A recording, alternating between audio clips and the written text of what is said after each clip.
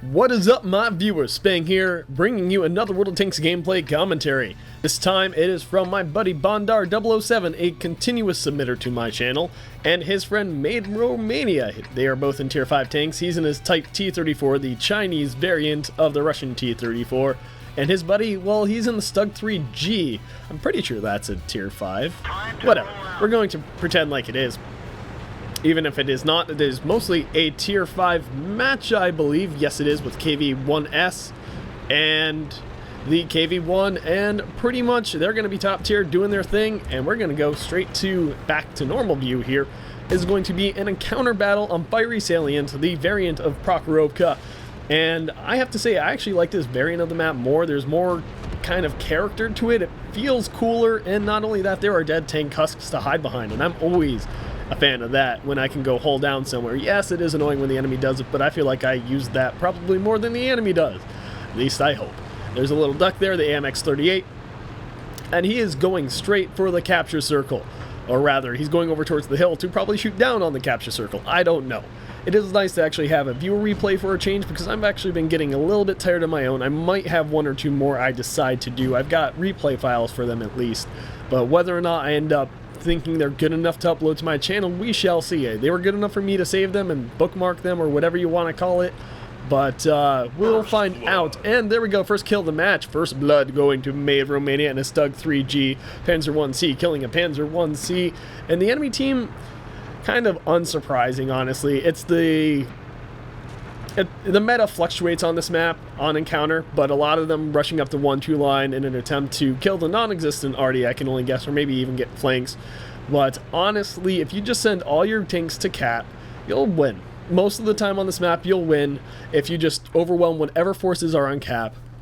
But there are still those cheeky players, and yes, I can be one of those cheeky players from time to time, who goes up the 1-2 line, takes out whatever resistance will be there, and right now Bondar's like, stop camping, you noobs, and help me destroy them. KV-1S out in the open with a derp gun, and he's going to get some free shots. I do not know if he has 6th sense on this thing, and seeing as the KV-1 clearly sees him and there was no light bulb, I'm going to go and say yes. KV-1S definitely taking his time to aim in, and Bondar playing with fire, A20 being the one who finally shoots him and doing nothing but shooting him in apparently the tracks or something. Nope, no track damage, so I don't know where he got hit. The KV-1S apparently deciding to never take the shot, and a Chi-Ha managing to go towards the cap circle to stop his friendly cap, destroying the terrain, and the VK-30-01H, a formidable tank at tier 5, managing to take 2 hefty chunks of his health gone, over 50% damage now, and he is dangerously low to, dangerously close to death is what I meant to say. Chi-Ha out in the open, now dead, his team doing a very good job, and his friend Made in Romania doing a good job of mopping up the enemy team on that 1-2 line. 3 kills, Bondar is only at 1 kill, trying to kill this Pack 40. That is a premium vehicle. At least I think it is a premium vehicle. I could be wrong about that. I don't have my color coding that I'm used to, but it is certainly going to die here eventually. 6-4, and his team is still got the most capture points, you know, even though it is being contested right now. And that 30-01H getting a little bit of revenge damage here, and we're going to see how much he actually manages to do. High caliber for this match is 1123, and Bondar less than 100 hit points away from getting that. He probably got some blind fire shots in there too. So eradication, that means brothers in arms for Bondar or Made in Romania as they just pick apart this enemy team. This is a really one-sided battle right now, but Bondar doing a pretty good thing with his Type T-34 here. It's got a respectable gun, and it's got a pretty accurate gun, so he's just doing the best job he can. Another 30-01H blitzing through the city trying to reset the cap, but he will die in an attempt to do so. 30, there goes the Pack, and that is ultra kill number 4 for Bondar. And the B1, another duck, and more advanced duck, more duck science has been furthered, or whatever you want to say. I'm just being a little bit ridiculous right now. Bondar trying to shoot him through the rails, getting some shots off, and he has achieved high caliber at this point. This KV-1S just out in the open, capping for whatever reason in a blind attempt to win, but 10-6. Like I was saying earlier, Bondar doing a very good thing, sniping from this hill, uncontested, mind you. The enemy team only sent 1 or 2 vehicles. Nope, there's only 1 dead husk up here, so the enemy team only sent 1 vehicle on this hill to contest the overwatch of the capture circle. And honestly, I think that was a key mistake of theirs. They really should have put a lot more value on there. And Bondar was just firing blindly at the last known location of that KV-1S to great effect, apparently.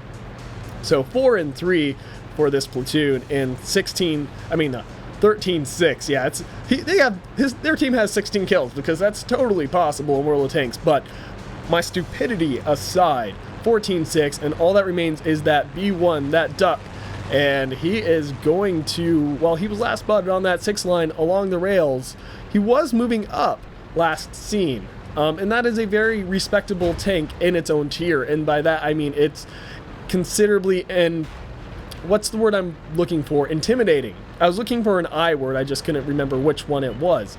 And that is because it has good armor. Even some tier 5s have trouble penetrating it, but once you get above tier 4, it is not so impressive anymore. Still, regardless, his team won pretty decisively, 4-4 being the final score, 15-6, pretty much decimated, and over 2,500, over 2,700 actually, let's just be a little more accurate with that generalization, of hit points left for Bondar's team. Bondar got a little bit close to death there towards the end, that 3001H putting some damage into him pretty effectively. But the enemy team just really not able to pull it together, and honestly, that's probably because they lost all those tanks pushing that 1-2 line. That was just a bad call, if you ask me. Still, you know what, it could have panned out if they were a bit more intelligent about it, but I don't really have the footage from that side of the map. Maybe if Made Romania had sent in his replay as well. And that's not a request. Let me just specify that. I mean, if that is something you guys do where you send in both replays, I could somehow get them recording side by side and maybe give a more complete commentary, but that's also a lot more work for me, and I'm not sure my computers with Sony Vegas, being as Sony Vegas has been giving me some issues, would be able to handle it. It won't be, before saying you guys can and should do that, I'm going to probably test it out with me and one of my friends beforehand. Regardless, let's go through those post-game stats and see exactly how the numbers end up crunching. And with the post-game stats, we get a lot of information we already kind of knew. We knew they got Brothers in Arms. We knew he got high caliber with the amount of damage he was putting out, which, for those who never really paid attention to what high caliber means, it means at least 20% of the total hit points of the enemy team. So that means you did 1/5 of the entire enemy team's hit points worth of damage. Respectable in any tier, honestly, but in some tiers much easier than others.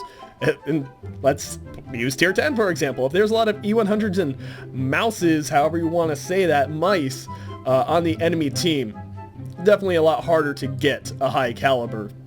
Whereas with good players, it actually has been, at least in my case, easier to get that high caliber award on lower tiers where the enemy team might be a bit more inexperienced, a bit more reckless with how they kind of throw their vehicles around. Still, let us look, not racket by kills, which both Bondar and Romania get max on that. The enemy team, max damage just under 1,000, well, 945 to be precise. And it looks like the FCM 36 Pack 40 on his team actually doing a pretty respectable job. Not too much less damage than him, just over 1330, and he just got over 1,500 even. So a good amount of damage. If we recall correctly, I believe it was like 1123 or something was the high caliber. So if it wasn't for Bondar, it actually would have gone to that 36 pack.